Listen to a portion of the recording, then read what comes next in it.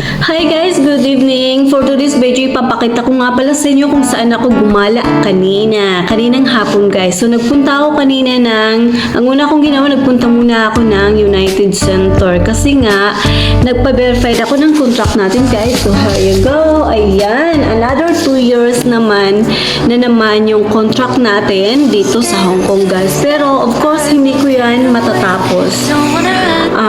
Doon sa mga nagtatanong bakit hindi ko siya guys matatapos kasi soon pupunta na ako doon sa lugar ng aking partner. So very thankful ako guys sa aking boss kasi pumayag pa din sila na i-renew yung kontrata ko, although alam nila na hindi ko yan guys matatapos. So kanina nga kasi hindi ko alam kung saan yung Pacific Place na pupuntahan ko dahil hindi naman ako gala, di ba?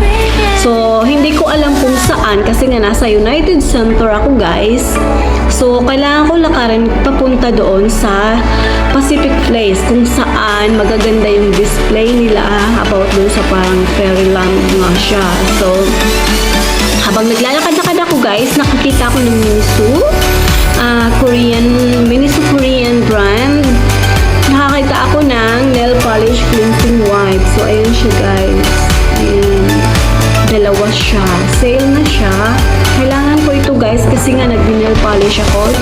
Doon sa mga gustong magpa-nail arts, puntakan nyo lang po ako guys kung nandito kayo sa Hong Kong. So nag-nail arts po ako at bumili ako dito dahil kailangan ko ito. At bumili na rin akong ganito. So ayan siya guys. Kakailanganin ko rin siya. At dahil nga meron tayong party sa December 25 doon sa DWC guys, di ba? Ng 2:30 ng hapon sa Admiralty Park. So guys, sa gustong pumunta, please punta po kayo, welcome po kayo. Sa gusto namang sumali ng gift guys, $30 pataas. So meron na ako. Ayan. Guys, super cute. Sana, hindi na ito surprise, pero sana kung sino man yung makakuha nito ay sana magustuhan mo guys. So, yun nga, nagpunta ako doon sa Pacific Place. So, di ba guys, nakikita nyo, ang ganda-ganda. Di ba? Ang una ko nang pinuntahan itong sa baba nga. So, nagpicture-picture ako at hindi ko siya hindi ako makakuha ng magandang anggulo kasi nga guys, ako lang mag-isa at dahil wala tayong amo, diba? So, gumala-gala muna tayo, diba? So, nakakita ako ng isang Pilipina thanks to this lady talaga. Nakiusap ako sa kanya. Sabi ko sa kanya, pakipicture naman ako dahil. O, syempre, diba? Dahil wala nga tayong hiya, pinicture naman niya ako. Sabi ko, picturean kita. Tapos, yun nga, kasi mag-isa din lang siya. Sabi niya, magkasama na lang daw. Pero kung pwede, magsama na lang daw kaming dalawa. Which is good, diba? So, yun nga.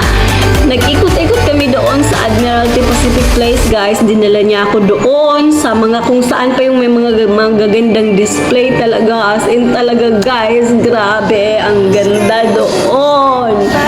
So, doon sa mga pupunta sa Pacific Place, guys, pagpunta nyo ng Admiralty, exit F lang kayo. Tapos, dire-diretsuhin nyo lang yun. Makikita nyo na ang display nila, di ba? Hindi kayo maliligaw, guys, kasi pagdating doon, ang daming Pilipina, ang daming display.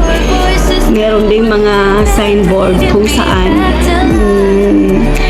located yung display nila na kung saan makikita yun. Napakagandang malaking kahoy na sobrang ganda na. Para kayong nasa fairy tale talaga, guys. So, ayan, enjoyin nyo ang panonood sa video na ginawa ko para sa inyo.